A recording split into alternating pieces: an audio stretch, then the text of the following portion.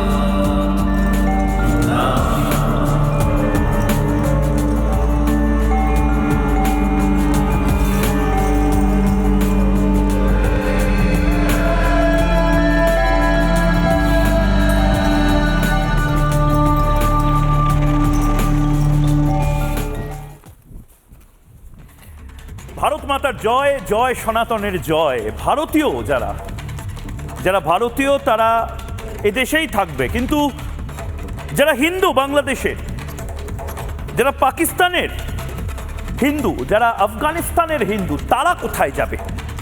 আবারও বলে রাখছি, তারা বানের জলে ভেসে যাবে না। নরেন্দ্র মোদী তাদের হাত ছাড়বে না।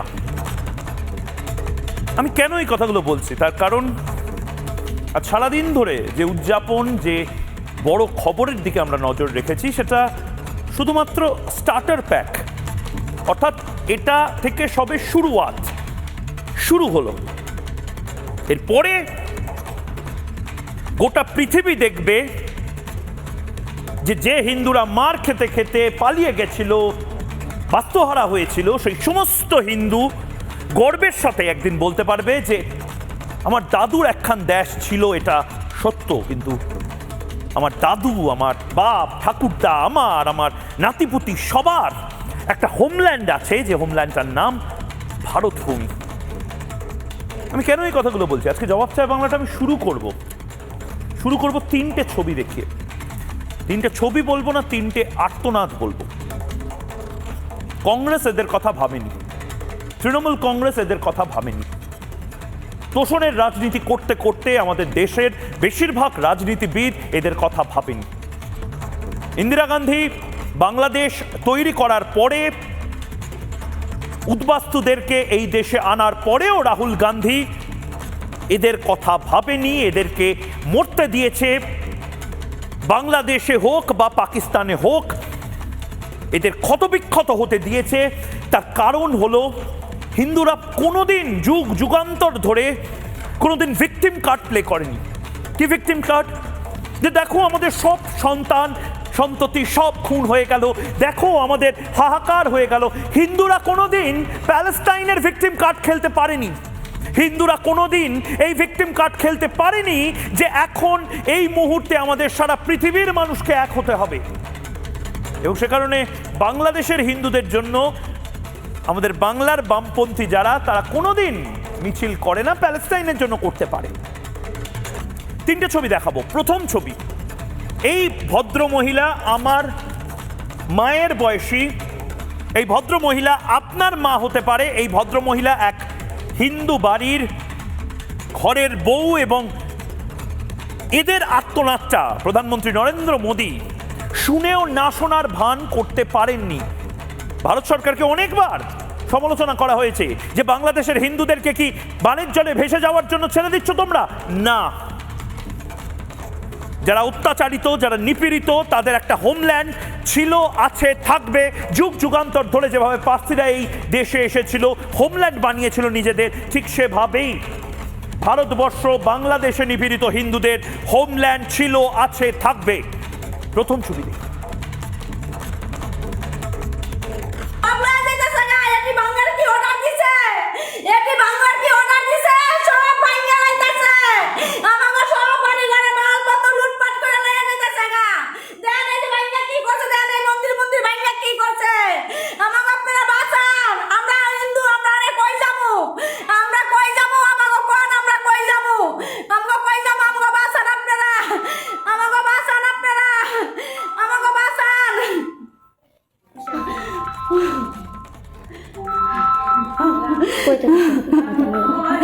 আপনারা বাঁচান আমাগো, সব ভাঙ্গা লাইতাছে, সব ভাঙ্গা লাইতাছে। এই যে দেন মন্দির ভাঙ্গা লাইতাছে, আমার কালী মন্দির, আমার কালী মন্দির ভাঙ্গা লাইতাছে। ওই যে একজনের পোলারা, ওই একজনের পোলারা, ওই যে আমার বাড়ির পাশে কইছে গা, সব লয়ে গেছে গা, সব লয়ে গেছে গা। দেখেন এই যে সব দিছে গা, সব লয়ে গেছে গা। দেখেন এই যে চিচি কামারা ভাঙ্গা ভাঙ্গা সব লয়ে গেছে গা। এই যে যাদের কান্নাটা শুনলেন, এরা কোথায় যাবে? বাংলাদেশে পড়ে পড়ে মার খাবে?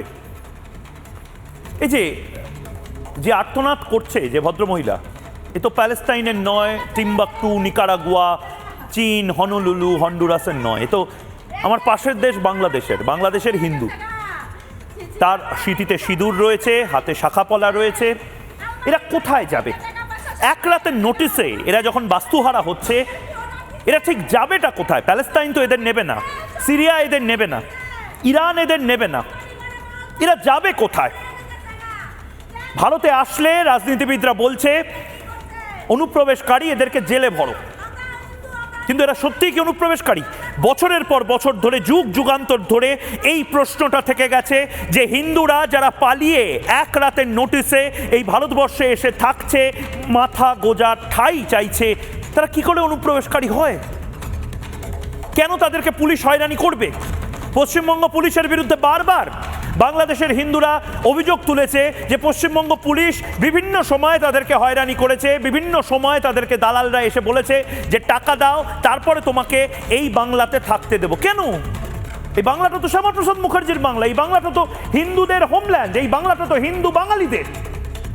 এই বাংলায় ময়ূক রঞ্জন ঘোষ যতটা অধিকার নিয়ে থাকতে পারে, আজ এই মা কেন এই একই অধিকার নিয়ে এই বাংলায় থাকতে পারবে না? কেন গাইঘাটায় থাকতে পারবে না? কেন হাবড়া, হুগলি, মুর্শিদাবাদ বা যে কোনো জায়গাতে থাকতে পারবে না? এটা তো আমার বাংলা, এখানে তো রোহিঙ্গাদের কোনো জায়গা নেই। ভাবতে পারছেন? এই মায়েদের কান্না নিয়ে কারোর কোনো ইন্টারেস্ট ছিল না।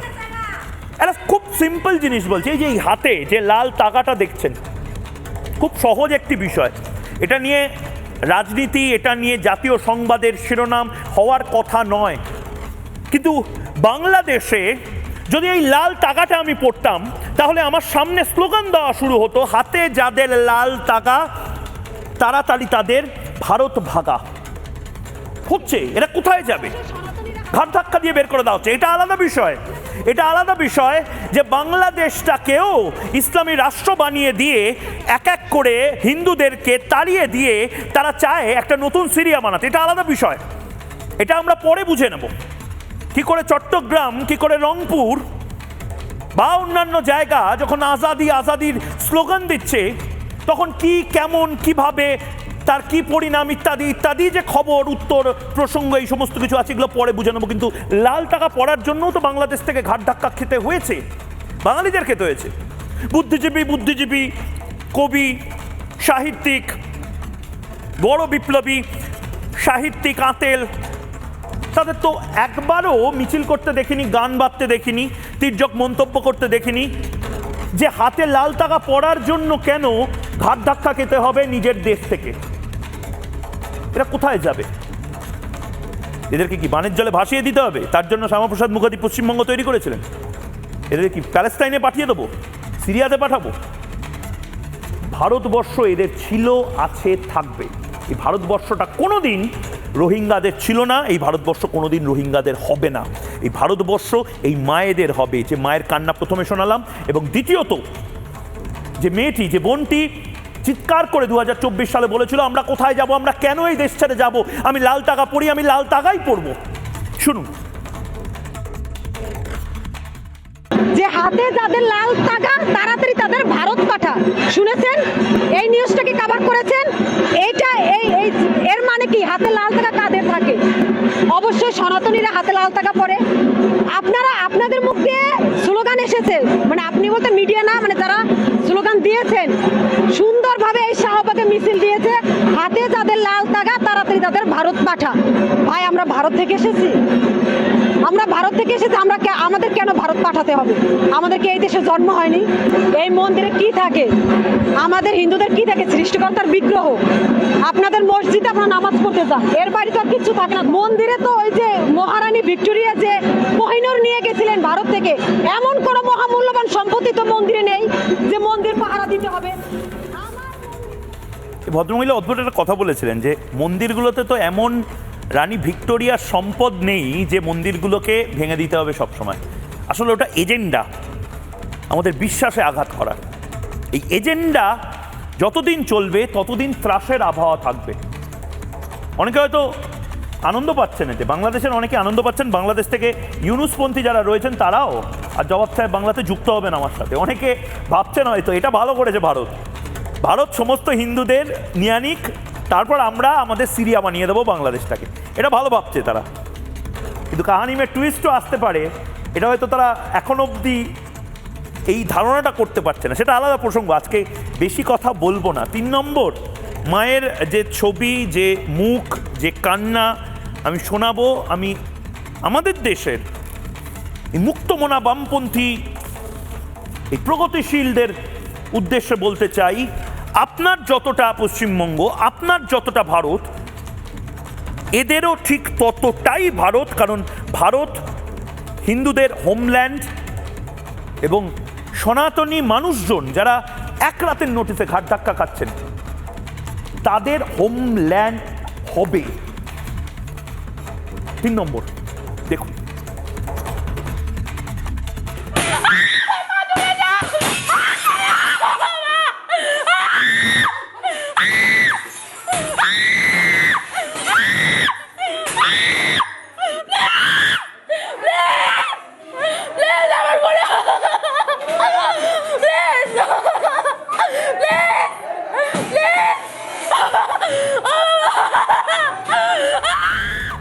মুশকিলটা হচ্ছে অনেক বুদ্ধিজীবী আমাকে জিজ্ঞেস করেন যে এদের কি দরকার, এদের ভারতে আসার কি দরকার, এরা তো বাংলাদেশে ভালো আছে। ভাই না, আমার তো মাঝে মধ্যে মনে হয় যে এই মায়েরা যে পরিস্থিতির মধ্যে দিনকাল কাটায়, আমার তো মনে হয় এই বুদ্ধিজীবীদেরকে এই পরিস্থিতির মধ্যে ফেলে দিয়ে একটা সোশ্যাল এক্সপেরিমেন্ট করে দেখতে, এরা কতদিন থাকতে পারবে না।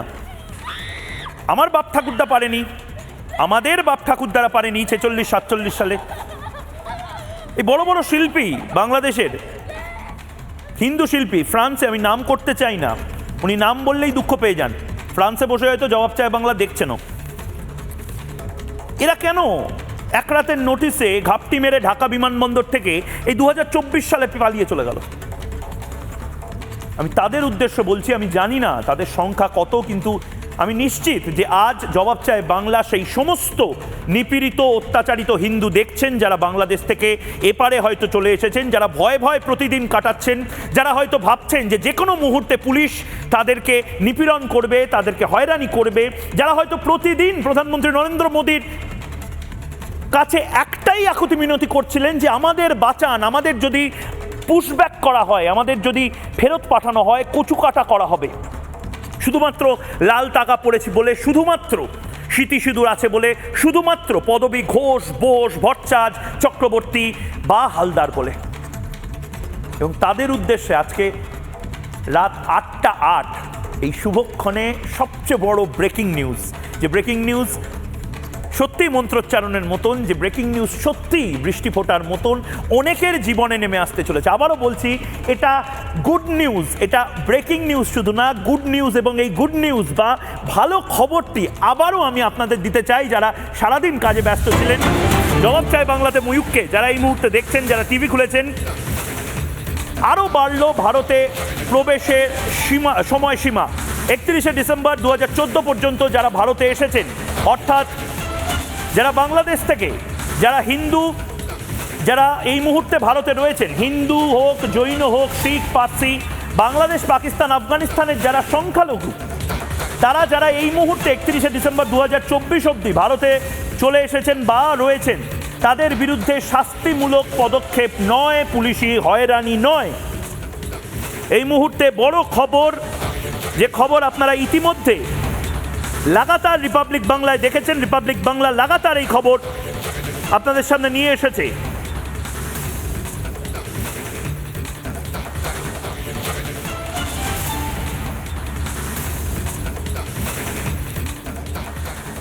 আমাদের একটা প্রবলেম আছে জানেন তো, আমরা মিনমিন করি না। মিনমিনের চ্যানেল মিনমিন করে একটা ব্যালেন্স করার চেষ্টা করে। আরে কিসের ব্যালেন্স করব?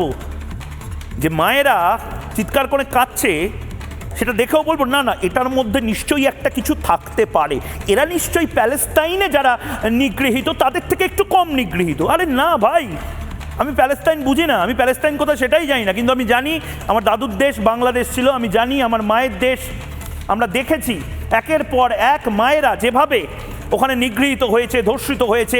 সেই দেশে যে ঘটনাটা ঘটছে, যে দেশ আমার এই মুহূর্তে যেখানে দাঁড়িয়ে আছে সেখান থেকে 200-300 কিলোমিটার দূরে, সেই দেশে যদি কিছু হয়, ভারতবর্ষ চুপ করে থাকবে না, প্রধানমন্ত্রী নরেন্দ্র মোদী চুপ করে থাকবে না। প্রধানমন্ত্রী নরেন্দ্র মোদী হিন্দুদের জন্য ছিল, আছে, থাকবে। এবং প্রধানমন্ত্রী নরেন্দ্র মোদীও না রাগঢাক না করে একদম সোজাসুজি চোখে চোখ রেখে সনাতন সংস্কৃতিকে উদযাপন করে। আমরা উদযাপন করি, কারণ এই দেশটা, ভারতটা সনাতনীদের ছিল, সনাতনীদেরই থাকবে। 1 মিনিট প্রধানমন্ত্রী নরেন্দ্র মোদী আমার, আপনার, প্রত্যেকের এই সনাতনের উদযাপনের একটা ছোট্ট মুহূর্ত দিয়ে আজকে জবাব চায় বাংলা শুরু হোক।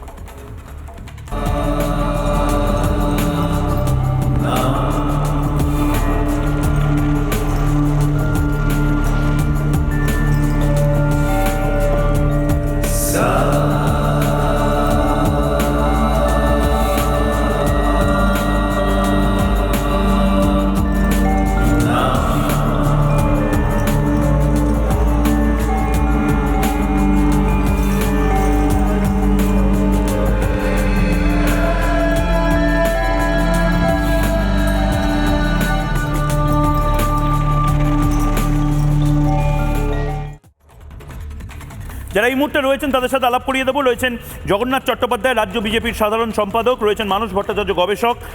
দুজন বাংলাদেশি থাকবেন, তার মধ্যে থেকে একজন এই মুহূর্তে স্টুডিওতে রয়েছেন, বাংলাদেশি হিন্দু, আমি যোদ্ধাই বলবো, নেহার হালদার, এবং আমার সাথে আরিফ বিল্লাহ, বাংলাদেশের আম জনতা দলের অন্যতম মুখ, তিনি আমাদের সাথে থাকবেন। আমি শুরুতেই জগন্নাথদা আপনার কাছে যেতে চাই, কারণ আমিও এটা বোঝার চেষ্টা করছি। আমার কয়েকটা প্রশ্ন আছে, সেই প্রশ্নের উত্তরগুলো যদি আপনি খুব সহজভাবে দর্শকদের দিয়ে দেন। এক, এই ইমিগ্রেশন অ্যান্ড ফরেনার্স অ্যাক্ট 2025 কবে থেকে সারা দেশে কার্যকর হবে?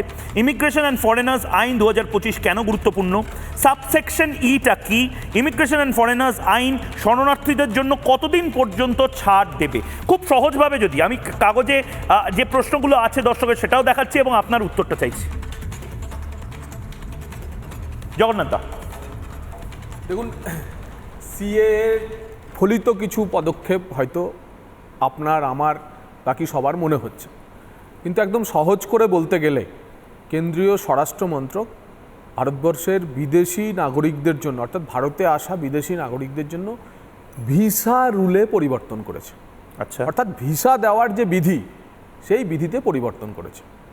এবং সেটা আক্ষরিক অর্থে আমাদের যে লড়াই, যে পশ্চিমবঙ্গকে আমরা পশ্চিম বাংলাদেশ হতে দেব না, সনাতনী হিন্দু বাঙালির শেষ হোমল্যান্ডকে আমরা অক্ষত রাখব, তার জন্য সবচেয়ে বড় পদক্ষেপ।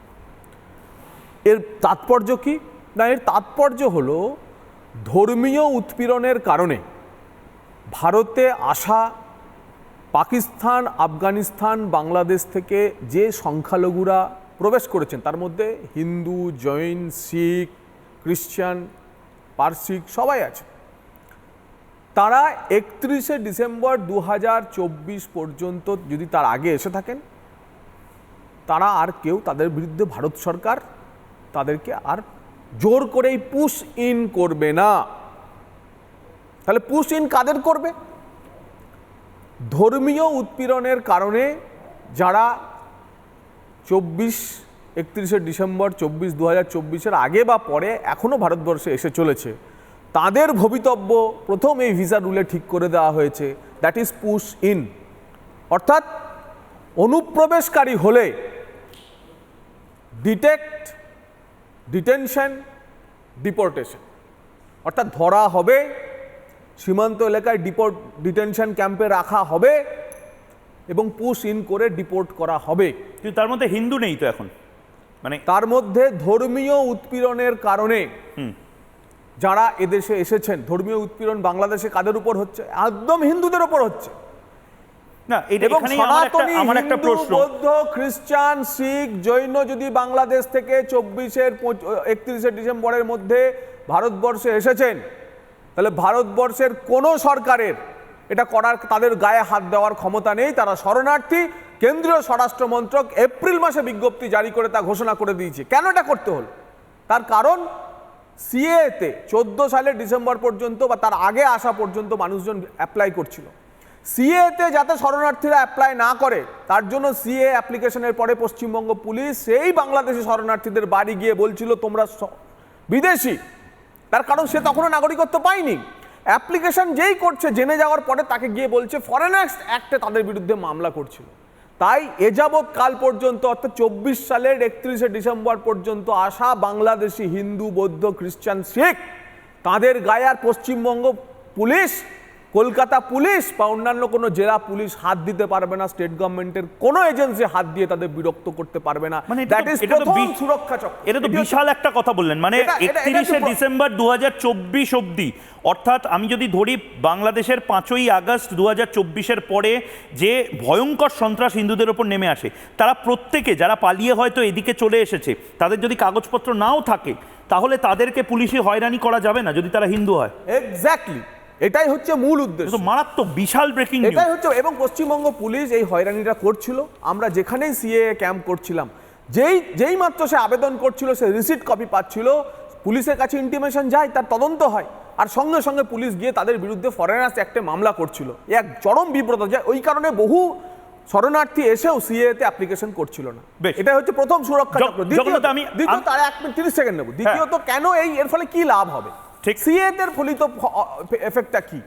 না, আমার যদি 2024 সাল পর্যন্ত আমি যদি নিরাপদ থাকি, 24 সালের আগে পর্যন্ত এসে আমার গায়ে কেউ হাত দিতে না পারে, আমি যদি 14 সালের পরেও বেঁচে থাকি, তাহলে ন্যাচারালাইজেশন প্রসেসে অর্থাৎ 10 বছর 11 বছর আমার ভারতবর্ষে থাকা হয়ে গেছে, আমি এমনি অ্যাপ্লাই করলে এখন তো 5 বছর, আগে 11 বছর ছিল, এখন তো বোধহয় 5 বছর হয়ে গেছে 2019 অনুসারে। তো ন্যাচারালি 5 বছর হয়ে গেলে সেটা আমি ভারতের নাগরিক হয়ে গেলাম। তার জন্য মানে হিসেব মতো যে 2024 সালে এই মুহূর্তে ভারতে কোনো বাংলাদেশি হিন্দু রয়েছে, সে বাই ন্যাচারালাইজেশন সাধারণ নিয়মে 2031-এর মধ্যে ভারতীয় নাগরিক, ভোটার আইডি কার্ড সব পেয়ে যাবে। এক্স্যাক্টলি, এবং ভারতের পাসপোর্টও পেয়ে যাবে। বেশ, আমি আরেকবার দর্শক যারা রয়েছেন তাদেরকে বলে দিতে চাই যে প্রশ্নগুলো রয়েছে সেই প্রশ্নগুলো একবার দেখাচ্ছি এবং সাম আপ করে দেওয়ার চেষ্টা করছি এই উত্তরগুলো। প্রথম প্রশ্ন, ইমিগ্রেশন অ্যান্ড ফরেনার্স আইন 2025 কবে থেকে সারা দেশে কার্যকর হবে? অর্থাৎ 3070-তে যদি প্রশ্নগুলো দেখাই, ইমিগ্রেশন অ্যান্ড ফরেনার্স আইন 2025 কবে থেকে কার্যকর হবে?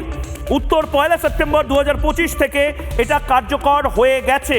অর্থাৎ আজ যদি কেউ কোনো বাংলাদেশি হিন্দুর ওপর অত্যাচার করার চেষ্টা করেন, যারা 31শে ডিসেম্বর 2024-এর মধ্যে এই ভারতবর্ষে চলে এসেছেন, কোনো পুলিশ যদি হয়রানি করার চেষ্টা করেন, এটা বেআইনি হবে। মমতা বন্দ্যোপাধ্যায়, আপনি খুব ভালো করে জেনে রাখুন, এই ভারতবর্ষটা হিন্দুদেরও, যারা বাংলাদেশ থেকে উৎপীড়িত হয়ে বা নিপীড়িত হয়ে রোহিঙ্গাদের তাড়া খেয়ে এই বাংলাতে চলে এসেছে, তাদেরকে দয়া করে আপনার পুলিশ, আমাদের পুলিশ যেন অত্যাচার বা হয়রানি না করে। দ্বিতীয় প্রশ্ন, ইমিগ্রেশন অ্যান্ড ফরেনার্স আইন 2025 কেন গুরুত্বপূর্ণ, যেটা জগন্নাথ চ্যাটার্জি খুব বিস্তারিতভাবে বললেন। আমি মানুষদের থেকেও আরও বিস্তারিত শুনবো, কিন্তু এই আইনের সাবসেকশন ইতে রয়েছে শরণার্থীদের রক্ষা করা, যেটা সবচেয়ে গুরুত্বপূর্ণ।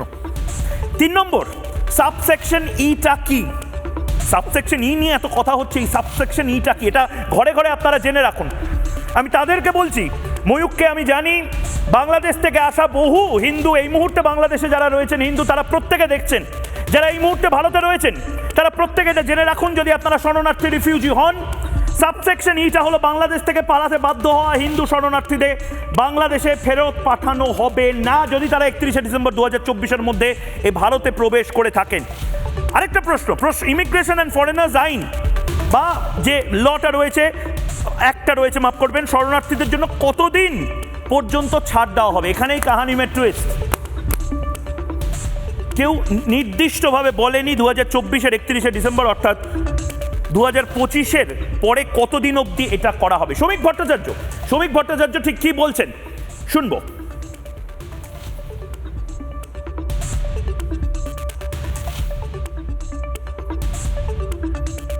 শ্রমিক ভট্টাচার্য রাজ্য বিজেপি সভাপতি কি বলছেন শুনবো। যে পাপ কংগ্রেস করেছে ওপার বাংলার মানুষের সঙ্গে, যে পাপ কংগ্রেস করেছে আজকে পাকিস্তানের জন্ম দিয়ে পাঞ্জাবের মানুষের সঙ্গে, আজকে সেই পাপের প্রায়শ্চিত্ত বর্তমানের প্রধানমন্ত্রী, পৃথিবীর জনপ্রিয়তম রাজনৈতিক ব্যক্তিত্ব, আজকে ভারতের হৃদয় সম্রাট নরেন্দ্র মোদী আজকে এই পদক্ষেপের মধ্যে দিয়ে করে দেখালেন। ওপার বাংলায় যারা ঘোষ, বোস, দত্ত, মিত্র, ঢোল, পোদ্দার সরকার, মতুয়া রাজবংশীরা আছেন, যারা জয়সওয়াল আছে, যারা জৈন আছে, যারা মাহেশ্বরী আছে, যারা গুপ্তা আছে, যারা চাকমা আছে, ওরা আমাদের রক্ত, ওরা আমাদের ভাই। আমরা ওদের বাদ দিয়ে অন্য কোনো কল্পনা আমরা করতে পারি না। আমাদের লক্ষ্য ছিল অখণ্ড ভারতবর্ষ, কিন্তু সেদিন আমাদের সেই শক্তি ছিল না। শ্যামাপ্রসাদ মুখার্জি কাশ্মীরের জন্য তার জীবন বলিদান দিয়েছিলেন। এই পশ্চিমবঙ্গের ওপর যে বিপুল পরিমাণ উদ্বাস্তুর চাপ নেমে এসেছিল, প্রায় আজকে যদি ওপার বাংলার শিকড় ধরা হয়, এ রাজ্যে এই মুহূর্তে বসবাসকারী 4 কোটির বেশি মানুষ, যারা কোনো সময় অধুনা বাংলাদেশের বাসিন্দা ছিলেন, আজকে তাদের পাশে শ্যামাপ্রসাদ মুখার্জি দাঁড়িয়েছিলেন, এবং এই জমিটা, এই মাটিটা ডক্টর শ্যামাপ্রসাদ মুখার্জির আন্দোলনের ফসল। প্রবলেমটা হচ্ছে হিন্দুদের নিয়ে বাংলাদেশে বা পাকিস্তানে কেউ ভাবার ছিল না। এটা বলতে কোনো লজ্জা নেই। প্রধানমন্ত্রী নরেন্দ্র মোদী এটাকে সবচেয়ে বড় এজেন্ডা, সবচেয়ে বড় ইস্যুতে পরিণত করেছেন। জাতিসংঘ থেকে শুরু করে, রাষ্ট্রসংঘ থেকে শুরু করে বিভিন্ন বিদেশি খবরের কাগজ, তারা ভারত কেন এত বেশি আগ্রহী হয়ে পড়েছিল এই বাংলাদেশের হিন্দুদের নিয়ে, সেটা ভাবতে শুরু করেছিল। আমি জানি বাংলাদেশের হিন্দুদের বহু সদস্য রয়েছেন, তাদের একটু অভিমান রয়েছে, তাদের ভারতীয়দের ওপর অভিমান রয়েছে, প্রধানমন্ত্রী নরেন্দ্র মোদীর ওপরও অভিমান রয়েছে, যে প্রধানমন্ত্রী নরেন্দ্র মোদী কেন এখনো দেখেও চুপ করে আছেন। বিশ্বাস করুন, প্রধানমন্ত্রী নরেন্দ্র মোদী হোক বা আমরা ভারতীয়রা, আমরা চোয়াল শক্ত করে আছি মানেই আমরা চুপ নেই। চুপ থাকার মানে হয়তো বড় কোনো মহাপ্রলয়ের আগের নিস্তব্ধতা। একটু ধৈর্য ধরতে হবে। মহাভারত আমাদের ধৈর্য ধরা শিখিয়েছে, আমাদের সনাতন ধর্ম আমাদের ধৈর্যশীল করতে শিখিয়েছে। আমরা অসহিষ্ণু নই, একটু ধৈর্য ধরতে হবে। কিন্তু সত্যি এটাও তো কথা যে কতদিন ধৈর্য ধরবে তারা, বাংলাদেশের হিন্দুরা। তারা হয়তো এই মুহূর্তে জবাব চায় বাংলা দেখতে দেখতে বিড়বিড় করছে, ময়ূকটা কি বলছে। মানে আমরা 1%-এ পরিণত হয়েছি, এবার শূন্য হয়ে যাওয়া, ভ্যানিশ হয়ে যাওয়ার আগের মুহূর্ত অবধি ধৈর্য ধরে থাকবো। আর কতদিন ধৈর্যটা ধরে থাকবো?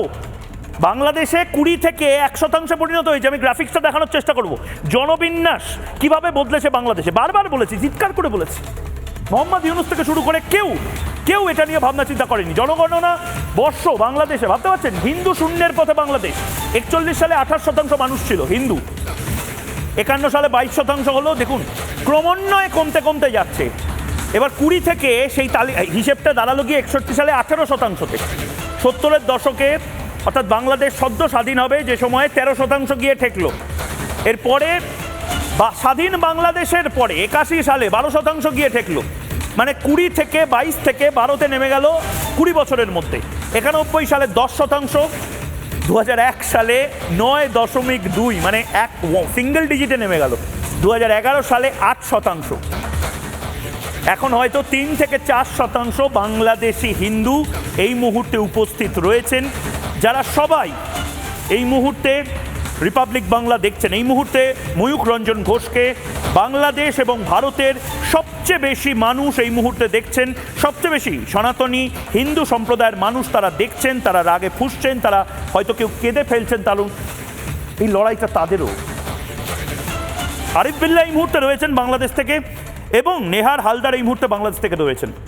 বাংলাদেশি সংখ্যালঘু নেহার এবং আরিফ বিল্লাহ সেখানকার অন্যতম এক লড়াকু সৈনিক বলে জানি। কিন্তু আরিফ বিল্লাহ এই ধ্যাসটামি, এই বদমাইশিটা কতদিন চলবে?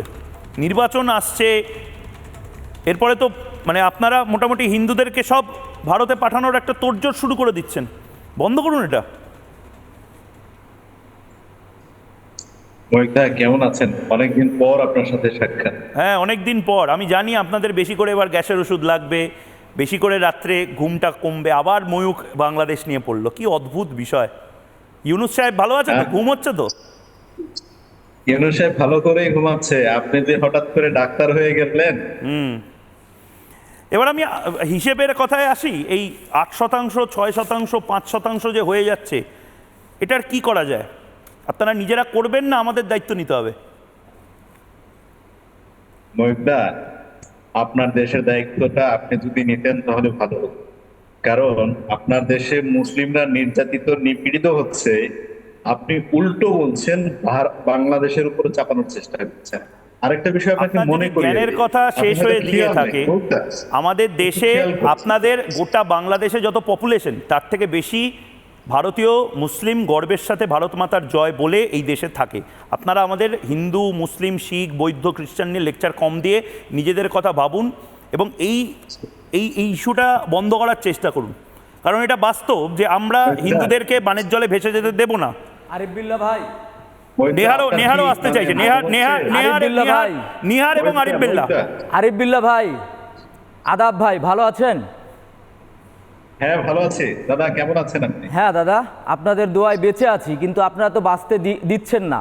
আরিফ বিল্লাহ ভাই, আপনারা পার্শ্ববর্তী দেশ, আমরা সবার আরিফ বিল্লাহ ভাই, ভাই একটু বলতে দিন। আরিফ বিল্লাহ ভাই বলতে দিন, প্লিজ বলতে দিন। আরিফ বিল্লাহ ভাই, আপনারা পার্শ্ববর্তী দেশ ভারতের বিষয় নিয়ে আপনারা কথা বলছেন। আরিফ বিল্লাহ ভাই, আপনারই 7 সমুদ্র পাড়ি দিয়ে আপনারা ফিলিস্তিনি ভাইদের নিয়ে কথা বলছেন, কিন্তু আরিফ বিল্লাহ ভাই, আপনার দেশে সংখ্যালঘু হিন্দু সম্প্রদায় প্রতিনিয়ত নির্যাতনের শিকার হচ্ছে, প্রতিনিয়ত ধর্মান্তরিত হচ্ছে, প্রতিনিয়ত তাদেরকে তাদের বাস্তব ভিটা আপনারা উচ্ছেদ করছেন। সেই বিষয়ে আপনি কথা বলছেন না। আরিফ বিল্লাহ ভাই, দুর্গাপূজা আসছে, গতকালকে আরিফ বিল্লাহ ভাই, আপনি আপনার কথা শুনবো আমি। আরিফ বিল্লাহ ভাই, আপনার কথা শুনবো প্লিজ। আরিফ বিল্লাহ ভাই, প্লিজ আপনার কথা শুনবো। আমার দেশে আসেন, প্লিজ জামায়া ধরে রেখেছি। প্লিজ আরিফ বিল্লাহ ভাই, আমি আপনার পাশেই আছি। আরিফ বিল্লাহ ভাই, আপনি তো আমার প্রতিবেশী। ওয়েলকাম। আরিফ বিল্লাহ ভাই, কথা বলতে দিন। আপনি কথা বলবেন, আপনার অবশ্যই আপনি কথা বলবেন। বলবো না। আরিফ বিল্লাহ ভাই, কথা বলতে দিতে হবে। আরিফ, আপনাদের দোষটা কি জানেন? আরিফ বিল্লাহ ভাই, যখন সত্যি কথা বলা হয় তখন আপনি কথা বলতে দেন না, এটা আপনি ভুল করছেন। আরিফ বিল্লাহ ভাই, কথা বলতে দিন। আরিফ বিল্লাহ ভাই, কথা বলতে দিন প্লিজ। আরিফ বিল্লাহ ভাই, আরিফ বিল্লাহ ভাই প্লিজ, আমি বলবো প্লিজ। আরিফ বিল্লাহ ভাই, কথা বলতে দিন। গতকালকেও আমার প্রতিমা ভেঙেছেন, দুর্গাপূজার জানান দিয়েছেন আমার প্রতিমা ভেঙে, আমার ভাইকে পিটিয়ে হত্যা করছেন। দুজন মানুষকে আপনারা চোর সাব্যস্ত করে রংপুরে হত্যা করছেন। আমার 18টি পরিবারকে জ্বালিয়ে দিয়েছেন। আমার প্রত্যেকটা জায়গায়, প্রত্যেকটা জেলায় আপনারা হিন্দু সম্প্রদায়কে হত্যা করছেন, নির্যাতন করছেন। আপনারা কেউ কথা বলছেন না। আপনারা প্রধান জাস্টিস নিলেন, আপনারা হাইকোর্টে জাস্টিস নিলেন, আমার একটি হিন্দুদেরকে পাহারা দিয়ে রাখি কেন? আরিফ বিল্লাহ ভাই, ওই বাংলাদেশের অস্তিত্ব মিশে আছে, আমার পূর্বপুরুষের অস্তিত্ব মিশে আছে। আমি একবার তোমাকে থামাচ্ছি। আরিফ বিল্লাহ, চিন্ময় কৃষ্ণ প্রভু এখন কোথায় আছে? চিন্ময় কৃষ্ণ প্রভু যিনি রাষ্ট্রদ্রোহিতার মামলায় চিন্ময় কৃষ্ণ প্রভু কোথায় আছে? চিন্ময় কৃষ্ণ প্রভু কোথায় আছে? আরে বাংলা কথা বোঝেন তো? কৃষ্ণ দাস সেই ব্যক্তি রাষ্ট্রদ্রোহিতার মামলায়। আরে ভাই, আপনি বাংলা কথা বোঝেন না, এখন আবার পাকিস্তানিদের ভাষাতে কথা বলছেন। বলছি চিন্ময় কৃষ্ণ প্রভু কোথায় আছে? বাংলা কথা বোঝেন না কেন? আমি তো বললাম কোথায় আছে? অভিযুক্ত, রাষ্ট্র তার বিরুদ্ধে ব্যবস্থা গ্রহণ। আরে দূর তারি, কোথায় আছে বলুন না। বললাম তো কোথায়? রাষ্ট্রের কাছে আছে। কোথায় আছে আপনি জানেন তো? আমি জানি, আমি অনেক কিছুই জানি বাংলাদেশের, আমি অনেক কিছুই জানি বাংলাদেশে। সেই কথাগুলো বের করতে শুরু করলে আপনাদের সমস্যা হবে। সেটা ছাড়ুন, চিন্ময় কৃষ্ণ প্রভু কোথায় আছে? চিন্ময় কৃষ্ণ প্রভুকে কোথায় রেখে দিয়েছেন? দেখুন, প্রবলেমটা হচ্ছে হিন্দুদের অন্যতম একজন নেতাকে কোথায় রেখে দিয়েছেন সেটা বলতে আপনাদের দুবার করে ঢোক গিলতে হচ্ছে। এই হচ্ছে আপনাদের দেশের সংখ্যালঘুদের ক্ষেত্রে সুরক্ষার ক্ষেত্র। কিছু বলার নেই, কিছু বলার নেই। আমি আমি আমি এই বিতর্কে থাকবো। আমি দুজনকে সঙ্গে রেখে মানুষদের কাছেও আসবো। কিন্তু তার আগে অনেকে আমাকে মেসেজ করে বলছেন যে ময়ূকদা, এতে বিপদ বাড়বে না তো? তার কারণ, কোনো সন্ত্রাসবাদী, কোনো মৌলবাদী তারা যদি চলে আসে এবং তারা যদি এই সুবিধাগুলো পেয়ে যায় তাহলে কি হবে? আমি তাদেরকে আশ্বস্ত করে বলতে চাই, ভারত সরকার এই সমস্ত কিছু ভাবনা চিন্তা করেছে। এবং এই মুহূর্তে যে ব্রেকিং নিউজটা আমি নেব, সেই ব্রেকিং নিউজটা শুরুতে নেব এবং তারপর সাতক্ষীরার যে ব্রেকিং নিউজ, সেই ব্রেকিং নিউজে যাব, যেটা নিহারও বারবার বলছিল। দ্বিতীয় যে ব্রেকিং নিউজটা এই মুহূর্তে অত্যন্ত গুরুত্বপূর্ণ তাদের জন্য, সব বাংলাদেশি হিন্দু যারা রয়েছেন বা শরণার্থী এই মুহূর্তে রয়েছেন, তাদেরকে একটা জিনিস মাথায় রাখতে হবে। আপনারা যদি কোনোভাবে কোনো ধরনের কোনো সিরিয়াস ক্রিমিনাল অফেন্স থাকে, দ্বিতীয় ব্রেকিং নিউজ, বিদেশি নাগরিক যারা সন্ত্রাসবাদ বা ভারতে বসে ভারতকে ক্ষতিগ্রস্ত করা, গুপ্তচর বৃত্তি বা ভারত বিরোধী কার্যকলাপে জড়িত থাকেন, তাদের প্রবেশ নিষিদ্ধ বা তাদের ভিসা, তাদের ডিপোর্টেশন সময়ের অপেক্ষা এই আইনে বায়োমেট্রিক নিবন্ধন বাধ্যতামূলক। জাল নথির জন্য কঠোর শাস্তি, অর্থাৎ খুব সহজভাবে বুঝিয়ে দিলে যারা হিন্দু, যারা এই মুহূর্তে পার্সি, জৈন যারা রয়েছেন, যারা এই মুহূর্তে ভারতে রয়েছেন, তাদের এমনিতে কোনো ভয় নেই। কিন্তু যারা এই মুহূর্তে জাল নথি দিয়ে বা আধার কার্ড নিয়ে রয়েছেন, ভোটার কার্ড নিয়ে রয়েছেন, সেটা তারা সারেন্ডার করুন। কারণ ভারতবর্ষে আপনারা জানেন ভোটার তালিকা সংশোধনের কাজ শুরু হয়ে গেছে। কেউ যদি দুটো ভোটার কার্ড নিয়ে বসে থাকেন, 5টা ভোটার কার্ড নিয়ে বসে থাকেন, এটা কিন্তু ইললিগাল। ভারত সরকার কিন্তু এটাতে কোনো ধরনের কোনো ছাড় দেবে না। এবং এর পাশাপাশি আরেকটা ব্রেকিং নিউজ আপনাদেরকে দিতে চাই, যে ব্রেকিং নিউজটা নিয়ে আমি মানস ভট্টাচার্যের কাছে যাব, যেটা আসলে তৃণমূল কংগ্রেস এখন থেকেই এনআরসি করে কাঁদতে শুরু করেছে, কিন্তু এই খবরগুলো তারা চেপে দিচ্ছে। সাতক্ষীরায় খুন বিজন কুমার দে নামে এক পুজো সংগঠক। কাল খুন হন বিজয় কুমার দে। বিজন পুজো উদযাপন কমিটির সভাপতি ছিলেন। ফের বাংলাদেশে খুন হিন্দু নেতা। মহালয়া আসেনি এখনো, গণেশ পুজো সদ্য হয়েছে। নিয়ার কি পরিস্থিতি এই মুহূর্তে বাংলাদেশে? এই ভদ্রলোক, তিনি আমি শুনেছি যে হিন্দুদের হয়ে খুব সরব ছিলেন, খুন করে দেওয়া হলো। নিয়ার ভয়ঙ্করভাবে এই মুহূর্তে যেভাবে কোপানো হচ্ছে হিন্দুদেরকে, যেভাবে পুজো উদ্যোক্তাকে খুন করে দেওয়া হয়েছে। আসলে ময়ূরদা, সর্বপ্রথম আপনাকে ধন্যবাদ জানাই। কেন ধন্যবাদ? শুধু গোটা সমগ্র সনাতনী পক্ষ থেকে 5ই আগস্টের পরে, আওয়ামী লীগ সরকারের পতন হওয়ার পরে আমরা দেখেছি বাংলাদেশে নতুন একটি সরকার বসেছে, ইনুচ মহোদয়। কিন্তু 5ই আগস্টের সেই বিজয়ের পরে প্রতিনিয়ত, আজ 2025 সাল, প্রতিনিয়ত হিন্দু নির্যাতনের মাধ্যমেই এই সরকার তার ব্রেকিং থাকে বা তার খবরের মাধ্যম থাকে। কিন্তু দুঃখের সাথে জানাতে হয় ময়ূরদা, আমি কিছুক্ষণ আগেও আমার যে বাংলাদেশি আরিফ ভাই ছিল, আমি তাকে বলেছি যে ভাই, আপনার 7 সমুদ্র পাড়ি দিয়ে ফিলিস্তিনের জন্য আপনার কান্না আসে, আমারও কান্না আসে, কারণ আমি তো মানুষ। আমি মানুষ হয়ে মানুষের আর্তনাতে আমার কান্না করতে হবে, আমার দুঃখ প্রকাশ করতে হবে, আমার পাশে থাকতে হবে। সেই প্রেক্ষাপটে বাংলাদেশের হিন্দু সম্প্রদায় আজ নির্যাতিত, আজ অসহায়। সেই অসহায় জীবনে তাদের পাশে কেউ নেই, তাদের পাশে মিডিয়া নেই, সেই জায়গায় আর বাংলা 5ই আগস্টের পরে আমরা দেখেছি এই আর বাংলায় সর্বপ্রথম বাংলাদেশের হিন্দুদের দুর্দশা তুলে ধরেছে। আরো কিছু মিডিয়া আপনাদের দেখানো পথে হেঁটেছে, কিন্তু আমরা নিহার জানো তো, আমরা আসলে নিজেদের কাজটা করেছি। আমরা মিনমিন করে কথা বলি না। আমি জবাব চাই বাংলাতে কোনোদিন ইনিয়ে বিনিয়ে বলিনি। তোমাদের উপর যে নির্যাতনটা হচ্ছে সেটা নিয়ে কেন এটা ইন্টারন্যাশনাল হেডলাইন হবে না কেন? একটু প্রমাণ দেখান তো কোথায় নির্যাতন হচ্ছে। না না, নির্যাতন হচ্ছে না, সুরসুরি দেওয়া হচ্ছে, সুরসুরি দেওয়া হচ্ছে, হিন্দুদেরকে আদর করা হচ্ছে। আরিফ ভাই, আপনি উগ্রবাদী চশমা পরে আছেন। আপনি দেখেন রংপুরে আমার দুটো বাবাকে পিটিয়ে হত্যা করা হয়েছে, গোটা বিশ্বে আলোড়ন সৃষ্টি হলো। আরিফ ভাই আপনি দেখেন তার বাচ্চা ছেলে পেটের দায়ে রাস্তায় জুতা সেলাই করতে বসেছে। আরিফ ভাই, রংপুরে আমার 18টা পরিবারকে দিনের আলোতে মাটির সাথে গুড়িয়ে দেওয়া হলো। আমার যশোরে 20টা পরিবারকে মাটির সাথে গুড়িয়ে দেওয়া হলো। আরিফ ভাই, প্রতিনিয়ত আমার সাংবাদিক ভবেশ রায়কে হত্যা করা হলো। একবার একটু তোমাকে আমি থামাচ্ছি। আরিফ বিল্লাহ, আপনাদের প্রবলেমটা কি জানেন তো? আপনারা প্রথমত মানসিকভাবে তো পাকিস্তানি হয়ে গেছে, বোধহয় হয়েছেন তো। আপনি যখন না পেরে উঠতে পারেন তখন একটা টেক লাগায় দেন। আই লাভ ইউ পাকিস্তান তো এখন বলেন নিশ্চয়ই। ঘুম থেকে উঠে প্রথম কি করেন? আই লাভ ইউ পাকিস্তান বললেন তো। আমরা পাকিস্তানে দীপাবলি করে এসেছি, দেখতে চান? আমি আপনাকে একটা প্রশ্ন করব।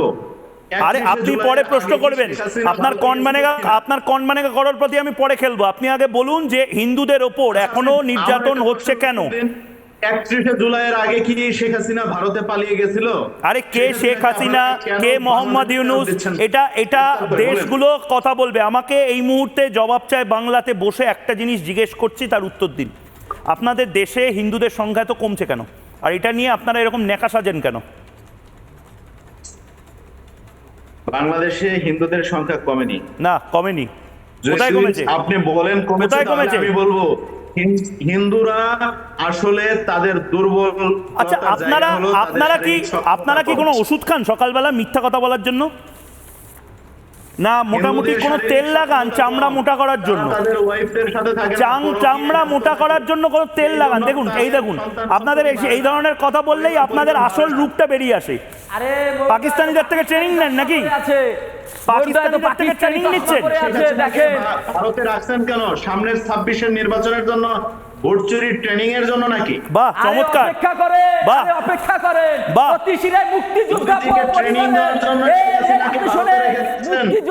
পরিবারের সন্তান, আমরা মুক্তিযোদ্ধা পরিবারের সন্তান। আমার পূর্বপুরুষরা দেশের সাথে গাদ্দারি করে না। আপনি শোনেন, আমি মানুষদের কাছে যাব, কিন্তু বেশ পূর্বপুরুষের ইতিহাসের রক্তের সাথে মিশে আছে। মর্দা যে বলছে আমরা হুঁশও পাই নাই, আমার 1941 সালে ছিল আমার কত পার্সেন্ট, 1992 সালে ছিল আমার 10%। একদম আমি একটা ব্রেকিং নিউজ দেব এবং তারপর আমি মানুষদের কাছে যাব। নিয়ার, আমি একটা ব্রেকিং নিউজ দেব এই মুহূর্তে ডিটেনশন ক্যাম্প নিয়ে একটা ধোঁয়াশা তৈরি করার চেষ্টা হচ্ছে। সেই ধোঁয়াশাটা আমি স্পষ্ট করে দিতে চাই। যে কোনো ধরনের, এই যে পশ্চিমবঙ্গ থেকেও যে ধরনের বাংলাদেশিদেরকে ধরা হচ্ছে, তাদেরকে কোথায় রাখা হচ্ছে? তাদেরকে কি তৃণমূলের পার্টি অফিসে রাখা হচ্ছে, না বিজেপির পার্টি অফিসে রাখা হচ্ছে? তাদের একটা সেন্টারে রাখা হচ্ছে, যেটাকে সাধারণত জেল বলে। কিন্তু সেই জেলে বিভিন্ন ধরনের ক্রিমিনাল থাকে, যারা আলাদা করে রোহিঙ্গা বা যারা হয়তো লস্করে তৈবার সাথে যুক্ত এমন কোনো বিদেশি এই মুহূর্তে ধরা পড়ছে, তাদের আলাদা করে ডিটেনশন ক্যাম্পে রাখার কথা এই মুহূর্তে বলা হয়েছে। ব্যাস এইটুকুই। এটা নিয়ে তৃণমূল কংগ্রেস আবার রাজনীতি করতে নেমে পড়েছে। সুকান্ত মজুমদার, কেন্দ্রীয় প্রতিমন্ত্রী, খুব সুন্দর করে বুঝিয়ে দিয়েছেন এই ডিটেনশন ক্যাম্পের যে বিষয়টা, এটা আসলে কি ফান্ডা। শুনুন। গত কয়েকদিনে পশ্চিমবঙ্গ পুলিশ বেশ কয়েকজন বাংলাদেশি নাগরিককে ধরেছে। তাদেরকে কি মমতা বন্দ্যোপাধ্যায় বা ফিরহাদ হাকিমের বাড়িতে রেখেছেন? কোথায় রেখেছেন? জেলে রেখেছে। So jail is this detention camp. সব দেশেই হয় ডিটেনশন ক্যাম্প। মানে এরকম নয় যেখানে নতুন করে ঘর দোয়ার তৈরি করে সেখানে গব্বর সিংকে সেখানে জেলারের দায়িত্ব দেওয়া হবে, এরকম কোনো বিষয় নেই। এখনো যে নিয়ম আছে যে বাংলাদেশি কোনো নাগরিক ধরা পড়লে তাকে জেলে রাখতে হয়, সেরকমই যে অনুপ্রবেশকারী, অবশ্যই বাংলাদেশি মানে অনুপ্রবেশকারী যদি ধরা পড়ে, সেই অনুপ্রবেশকারীকে সেরকম জেলে রাখতে হয়। সেই জেলটাই ডিটেনশন ক্যাম্প। মানুষরা দুটো জিনিস, এক, এটা একটা সত্যি খুশির দিন, কারণ অ্যাটলিস্ট তারা মাথা উঁচু করে এখানে থাকতে পারবে, মানে এই প্রতি মুহূর্তে ওখানে ভয় ভয় থাকতো, এখানেও ভয় ভয় থাকা, এটা হয়তো কিছুটা কাটবে। দুই, 5 বছরের মাথায় এরা কিন্তু অটোমেটিক্যালি ন্যাচারালাইজেশন পদ্ধতিতে নাগরিক হওয়ার একটা সুযোগ পাচ্ছে। কিন্তু মানুষটা এটাও একটা ব্যাপার যে আমরা আসলে এটা করে একটা বৃহত্তর লড়াইকে হেরে যাচ্ছি। মানে প্রত্যেকটা দেশ, সেই দেশগুলো থেকে আমাদের ঘাট ধাক্কা দেবে, সেই দেশগুলো নির্দিষ্টভাবে সিরিয়া, প্যালেস্টাইন, পাকিস্তানের মতন দেশ তৈরি হবে, আর আমরা আমাদের দেশে সবাইকে নিয়ে থাকবো এবং এটা বলবো যে না না না না এরা কি আর হবে, ভুলে যাই। কেন আমরা প্রতিবার আমরা প্রত্যাঘাত কেন করতে পারবো না? প্রথম কথা হচ্ছে যে সিএ অ্যামেন্ডমেন্ট অ্যাক্ট 2019 এবং তারপরের গেজেট নোটিফিকেশন যেটা বেরিয়েছে, এই দুটোর পরিপ্রেক্ষিতে বলা যায় যে ভারতবর্ষের কোনো ভারতীয় সুস্থ নাগরিক যারা সংবিধানের নাগরিকত্ব আইন বোঝেন, আর্টিকেল 5 টু আর্টিকেল 11-এ যেখানে ভারতবর্ষের নাগরিক কে হবেন তার বিস্তারিত বর্ণনা আছে, সেটা যারা সাধারণভাবে বোঝেন এবং তারপরের যারা অ্যামেন্ডমেন্ট অ্যাক্টটুকুর সামান্য বোঝেন, সেই রকম কোনো সুস্থ মানুষ অন্তত এই আইনের বিরোধিতা করবেন না, তারা এটাকে স্বাগত জানাবেন। তার কারণ হচ্ছে যে এটার অনেকগুলো সুদূর প্রসারী দিক আছে। শুধুমাত্র সনাতনীরা ভারতবর্ষে সুরক্ষিত হচ্ছে এইটুকু বলে যদি ছেড়ে দেওয়া হয়, তাহলে এর যে বৃহত্তর আসপেক্টস সেটা কিন্তু ছোট করা হবে। কারণ শুধু হিন্দু নয়, হিন্দু, শিখ, ফার্সি, জৈন, বৌদ্ধ সবার কথা বলা হয়েছে এবং সেখানে বাংলাদেশ শুধু নয়, বাংলাদেশ, পাকিস্তান, আফগানিস্তানের কথা বলা হয়েছে। এবার এর ফলে ভারতবর্ষের ইতিহাস এবং ভূগোল আগামী 5 বছর 10 বছরে দুটোই পাল্টাতে পারে। যেটা তোমার শেষ প্রশ্ন ছিল, সেটা হচ্ছে আন্তর্জাতিকভাবে আমরা কি প্রমাণ করতে পারবো। ধরো বাংলাদেশ, পাকিস্তানে 1947 পাকিস্তানে হিন্দুর সংখ্যা ছিল 22.5, বাংলাদেশে হিন্দুর সংখ্যা ছিল 25.5। এখন সেই পরিপ্রেক্ষিতে তাদেরকে ল্যান্ড অ্যালটমেন্ট করা হয়েছিল, যে যেহেতু এই জনসংখ্যা তাদের ল্যান্ড অ্যালটমেন্ট এটা। এখন সের পরিপ্রেক্ষিতে ধরো ভারতবর্ষে পাকিস্তান, বাংলাদেশ থেকে 6 কোটি 7 কোটি মানুষ এসেছে, সেইটাকে যদি ভারত সরকার এই আইনের মধ্য দিয়ে খাতা কলমে প্রমাণ করতে পারি যে বাংলাদেশের 15% হিন্দুকে এবং পাকিস্তানের 20% হিন্দুকে আমাদেরকে জায়গা দিতে হয়েছে, তাহলে আন্তর্জাতিকভাবে আমরা দাবি জানাতে পারবো যে পাকিস্তানের 19% ল্যান্ড এবং বাংলাদেশের 15% ল্যান্ডের উপরে এখন আমাদের অধিকার এবং সেটা আন্তর্জাতিকভাবে স্বীকৃত হবে। জানি না ভারতবর্ষের কোন বোধ বুদ্ধি সম্পন্ন একদল মানুষ রাস্তায় দাঁড়িয়ে ক্যাকাছিচি করছেন, তাদেরকে বুঝতে পারা হবে যে আমাদের কাছে নেশন ফার্স্ট, রাষ্ট্রবাদ প্রথম এবং সনাতনী, শিখ যারা অমুসলিম তাদের সুরক্ষা সবথেকে বেশি গুরুত্বপূর্ণ। একদম একদম আমার সময় শেষ, আমার সময় শেষ। আরিফ বিল্লাহ আজকের মতন সময় শেষ। আজকের মতন আপনারা শান্তিতে থাকুন। আমার প্রয়োজনে আবার বাংলাদেশে হয়তো ঢুকতে হতে পারে টেলিভিশন সেটের মাধ্যমে, আবার টিভি ভাঙতে পারে বাংলাদেশে, কিন্তু একটা কথা অন্তত বলে দিচ্ছি, হিন্দুদের হাত আমরা ছাড়িনি। বাংলাদেশের হিন্দুরা বানের জলে ভেসে যাবে না, প্রধানমন্ত্রী নরেন্দ্র মোদী ভেসে যেতে দেবেন না। ছোট্ট বিরতির পর ফিরে আসছি, সঙ্গে থাকুন।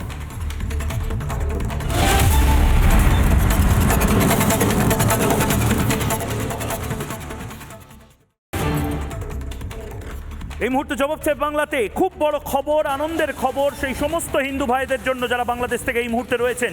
আরও সহজ হয়ে গেল নিপীড়িত বাংলাদেশি হিন্দুদের ভারতের নাগরিকত্ব পাওয়া। মন দিয়ে শুনুন এই ভিডিও, ময়ূক যে খবরটা দিচ্ছে শেয়ার করুন বিপুলভাবে। নতুন আইনে 5 বছরের মাথায় নাগরিকত্ব পাওয়া সম্ভব।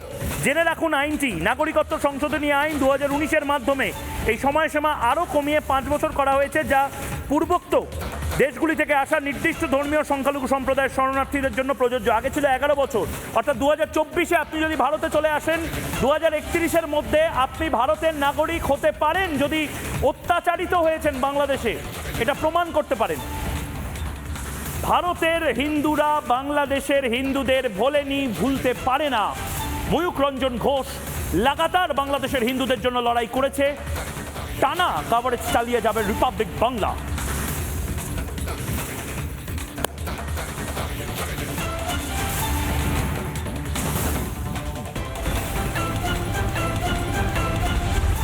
চায়ের আসল স্বাদ শুধু MDHT+ থেকেই আসবে। মাথায় দেখো লবঙ্গ এলাচ দিয়ে ভরপুর MDH T+ মশলা। MDH